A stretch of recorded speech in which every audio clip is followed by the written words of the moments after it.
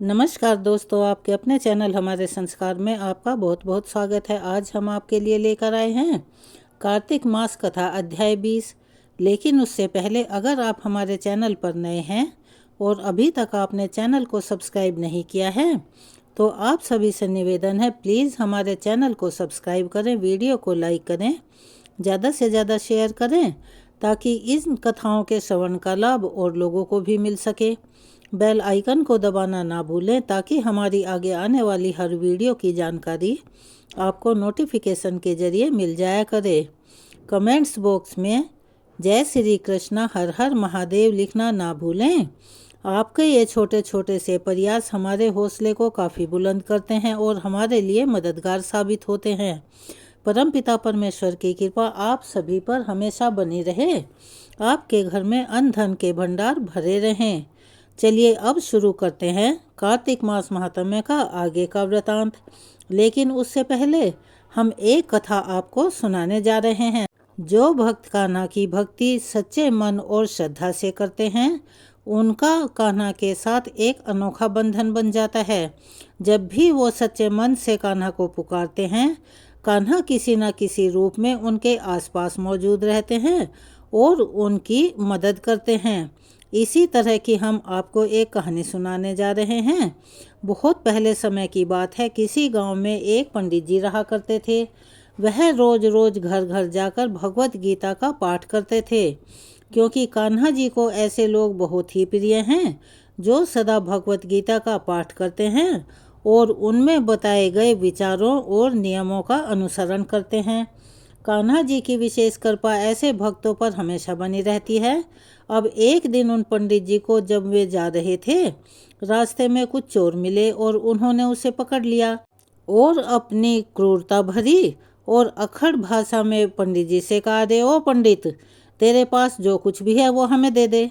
लेकिन पंडित जी के सिर पर तो श्री कान्हा का हाथ हमेशा रहता था, इसीलिए वो पंडित जी भयभीत नहीं हुए और उन्होंने विनम्र स्वभाव में हाथ जोड़कर कहा, बेटा मेरे पास तो कुछ भी नहीं है, बस यही एक भगवत गीता की पुस्तक है।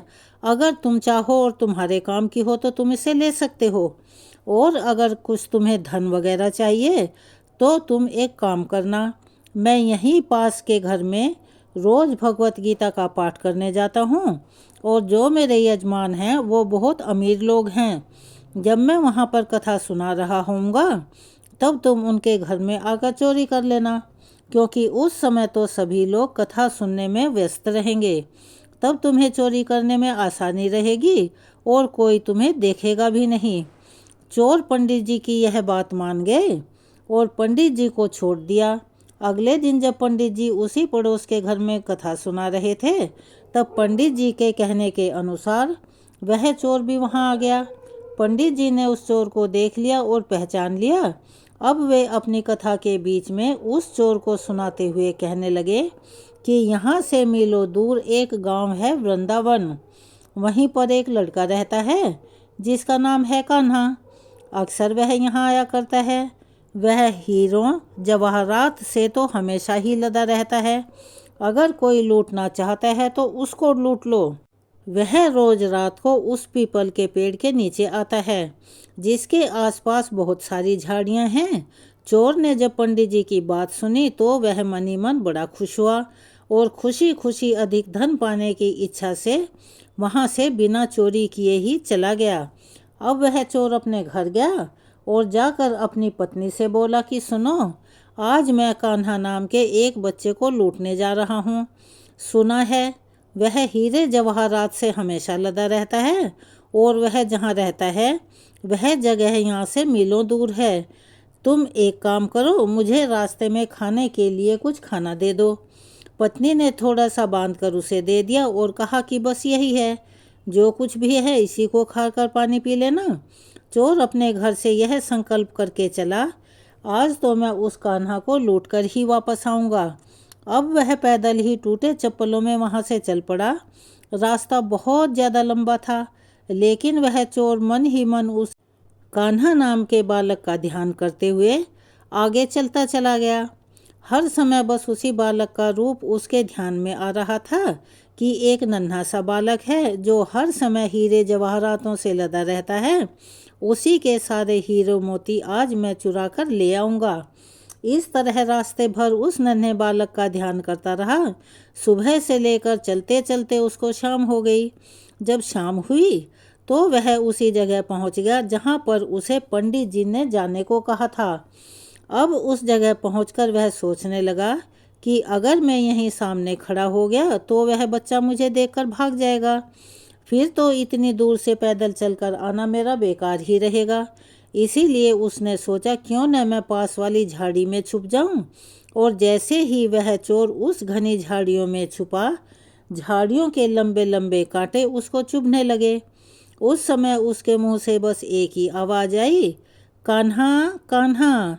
उसका शरीर लहूलुहान हो गया, लेकिन मुंह से सिर्फ यही निकल रहा था, कान्हा आ जाओ, कान्हा आ जाओ। अपने भक्त की ऐसी दशा देखकर कान्हा जी चल पड़े। तभी रुक्मिणी जी कान्हा जी से बोली, प्रभु इस समय आप कहाँ जा रहे हो? वो आपको लूट लेगा। प्रभु बोले, कोई बात नहीं, अपने ऐसे भक्तों के लिए तो मैं लुट जाने को भी तैयार हूँ। लूटना तो क्या, मैं मिट जाना भी पसंद करूँगा।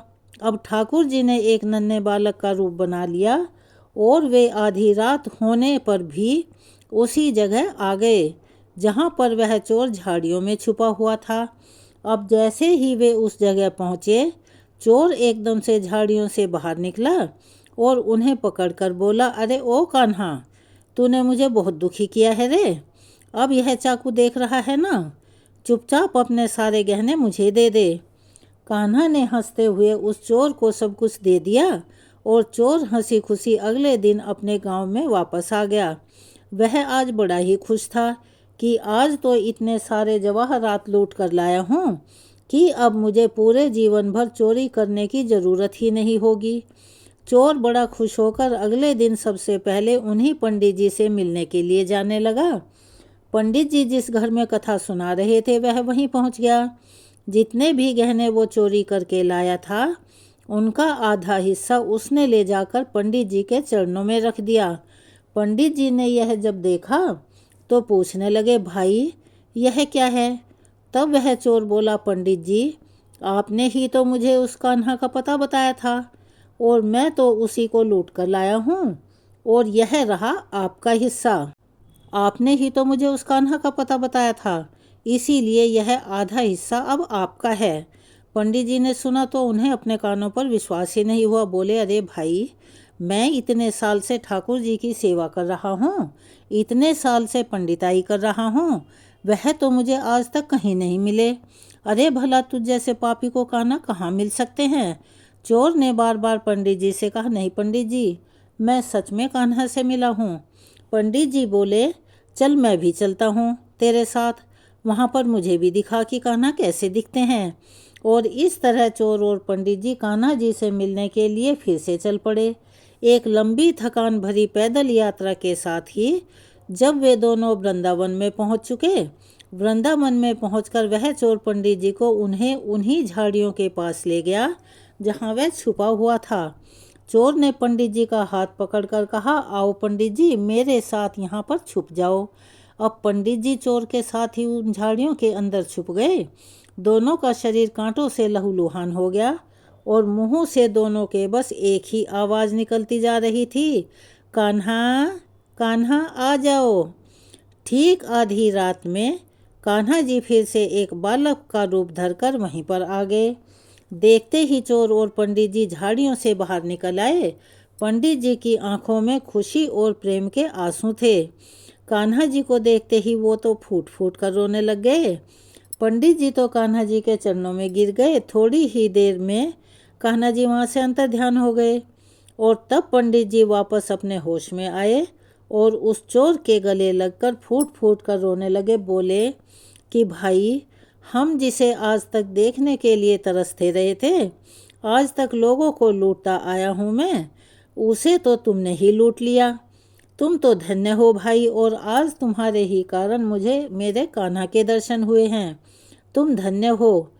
तो ऐसा है ठाकुर जी का प्रेम। अपने सच्चे भक्तों के लिए वह जो भी उन्हें दिल से पुकारते हैं वो दौड़े चले आते हैं। तो प्रेम से चलिए एक बार मेरे साथ बोलिए, जय श्री कृष्ण, राधे राधे। अब हम सुनते हैं कार्तिक मास महात्म्य का आगे का वृतांत। इससे पहले की वीडियो में हमने पिशाच और पिशाचिनी की कथा को अधूरे में विराम दिया था। अब उससे आगे का वृतांत सुनिए। श्री सूत जी कहने लगे कि हे ऋषियों, इस प्रकार वह राक्षस और पिशाचिनी दोनों घूमते फिरते नर्मदा नदी के तट पर एक वट वृक्ष के नीचे आकर ठहर गए। उस वट वृक्ष पर एक गुरु निंदक ब्रह्म राक्षस रहा करता था।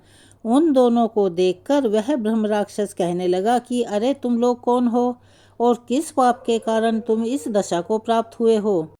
तब राक्षस रूपधारी राजा ने अपना और पिशाचिनी का संपूर्ण वृतांत सुनाकर कहा कि अब आप भी अपना वृतांत सुनाइए।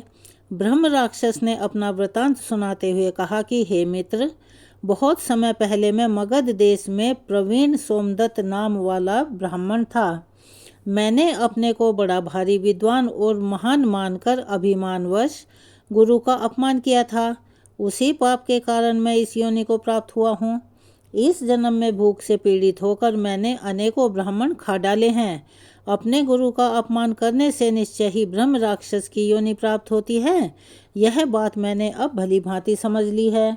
यह सुनकर कलमाशपाद ने पूछा कि हे मित्र, गुरु की श्रेणी में कौन कौन आते हैं, कृपया मुझे बतलाइए। ब्रह्म राक्षस ने सुना तो कहने लगा, वेदों को पढ़ाने अथवा सुनाने वाला, वेदों और नीति शास्त्र की व्याख्या करने वाला, वेदों के संदेहों को दूर करने वाला, भय के निवारण करने वाला, अन्नदाता शिक्षा देने वाला, बुरे कार्यों से रोकने वाला, पिता, ससुर, मामा, बड़ा भाई, गर्भ से मरने तक 16 संस्कारों का पालन करवाने वाला और राजा को शास्त्रों ने गुरु माना है। इसीलिए इन सब की वंदना करनी चाहिए। यह सुनकर कलमाशपाद ने आगे पूछा कि हे भाई, तुमने तो अनेकों गुरु कह दिए हैं, अब मुझे ये भी बता दीजिए, इनमें से भी कोई बड़ा है या ये सभी बराबर हैं। ब्रह्म राक्षस ने कहा, हे मित्र, यद्यपि हम राक्षस हैं और साथ ही भूख प्यास से भी दुखी हैं, परंतु क्योंकि गुरु महिमा के वर्णन से भी कल्याण होता है, इसीलिए मैं इसका अवश्य ही वर्णन करूँगा। सुनो, सब गुरु बराबर हैं, फिर भी इस संबंध में शास्त्रों का कथन सुनो।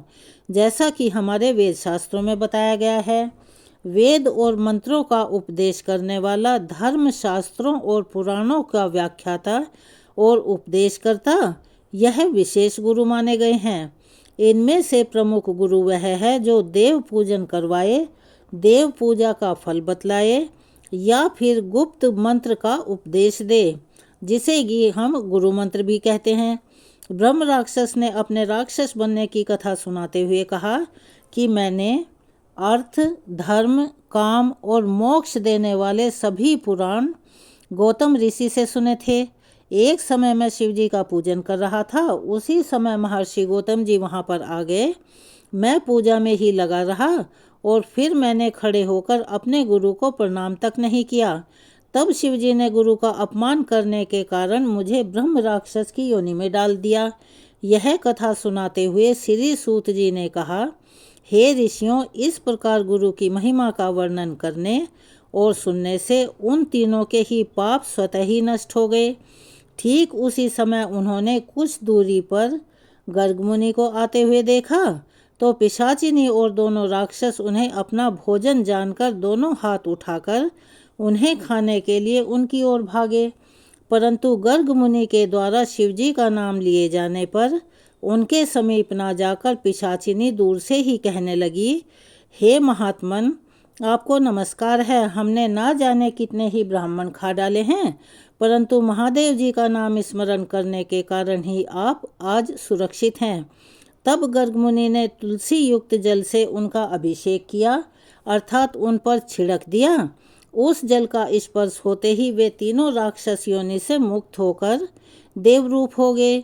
ब्राह्मणी और सोमदत्त विष्णु रूप होकर मुनि की स्तुति करने लगे और स्तुति करने के बाद वे विष्णु लोक को चले गए।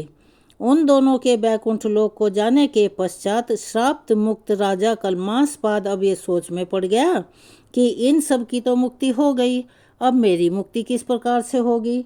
उसको इस प्रकार शोक में डूबा हुआ देखकर गुप्त रूप से सरस्वती जी बोली, हे राजन, तुम किसी प्रकार की चिंता मत करो।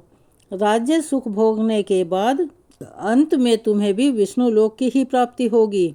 इन वचनों को सुनकर राजा कल्मासपाद अत्यंत हर्षित हुआ। फिर राजा ने अपने गुरु का स्मरण किया और गर्ग मुनि को प्रणाम करके गंगा जी की स्तुति की। इसके बाद राजा भगवान विष्णु का स्मरण करता हुआ काशी जी चला गया।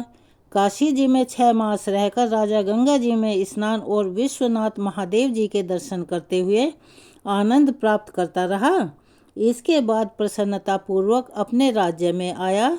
तब गुरुजी ने उसका अभिषेक कर उसे पुनः राजा बना दिया और वह अनेकों वर्षों तक राज्य करने के बाद अंत काल में मोक्ष को प्राप्त हुआ।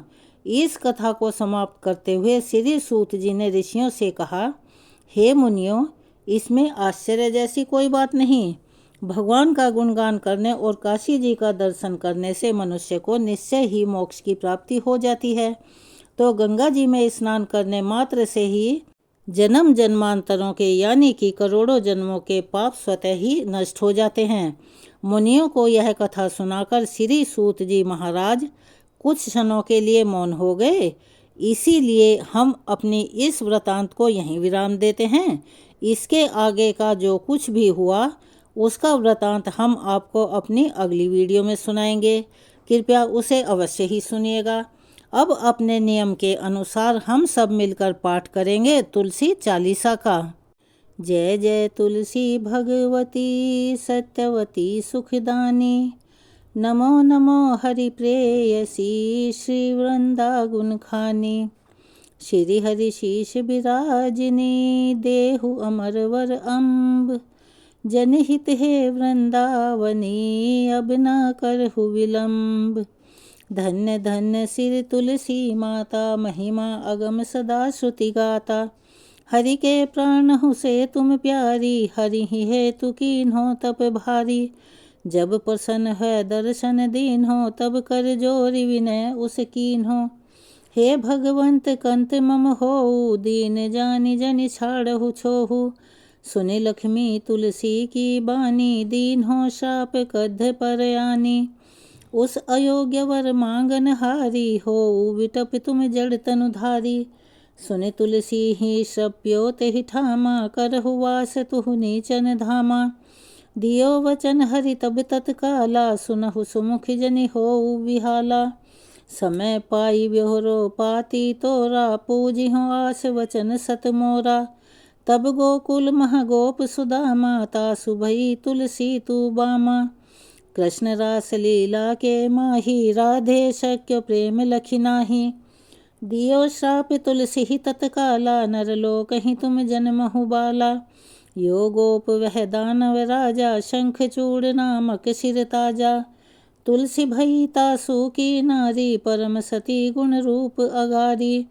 असुदय कल्प बीत जब गयो, कल्प तृतीय जन्म तब भयो।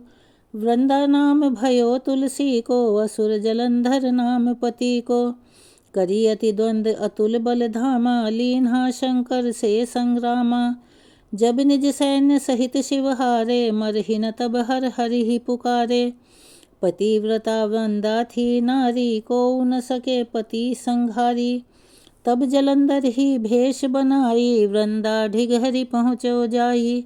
शिव हित लही करी कपट प्रसंगा, कियो सतीत्व धर्म तो ही भंगा। भयो जलंधर कर संहारा, सुनि उर शोक उपारा। तिहि क्षण दियो कपट हरिटारी, लखि वृंदा दुख गिरा उचारी। जलंधर जस हत्यो अभीता, सोई रामन तस हरि ही सीता। अस प्रस्तर सम हृदय तुम्हारा, धर्म खंडी मम पति संहारा। यही कारण लहि श्राप हमारा, होवे तनु पाषाण तुम्हारा। सुनि हरि तुरत ही वचन उचारे, दियो श्राप बिना विचारे। लक्ष्यो न निज कर तूति पति को, छलन चैहो जब पार्वती को। जड़मति तुहु अस हो जड़ रूपा, जगमह तुलसी विटप अनूपा। धग्वरूप हम शालिग्रामा, नदी गंडकी बीच ललामा। जो तुलसी दल हम ही चढ़ई हैं, सब सुख भोग परम पद पई हैं। बिनु तुलसी हरि जलत शरीरा, अतिशय उठत शीस उर पीरा। जो तुलसी दल हरि शिर धारत, सो सहस्त्र घट अमृत डारत। तुलसी हरि मन रंजनिहारी, रोग दोष दुख भंजनिहारी। प्रेम सहित हरि भजन निरंतर, तुलसी राधा में नहीं अंतर। व्यंजन हो 56 प्रकारा, बिनु तुलसी दल न हरि ही पियारा। सकल तीर्थ तुलसी तरु छाही, लहत मुक्ति जन संशय नाही। कवि सुंदर इक हरि गुण गावत, तुलसी ही निकट सहस गुण पावत। बसत निकट दुर्वासा धामा, जो परियासत पूर्व ललामा। पाठ करहि जो नित नर नारी, होई सुख भाषहि त्रिपुरारी। तुलसी चालीसा पढ़हि, तुलसी तरु ग्रह धारी। दीप दान करि पुत्र फल, पावहि बंध्यउ नारी। सकल दुख दरिद्र हरि, हार हव परम प्रसन्न। आशिय धन जन लड़हि ग्रह, बसहि पूर्ण अत्र। लाही अभिमत फल जगत मह, लाही पूर्ण सब काम। जेई दल अर्पहि तुलसी, तहाँ सहस बसहि हरि राम।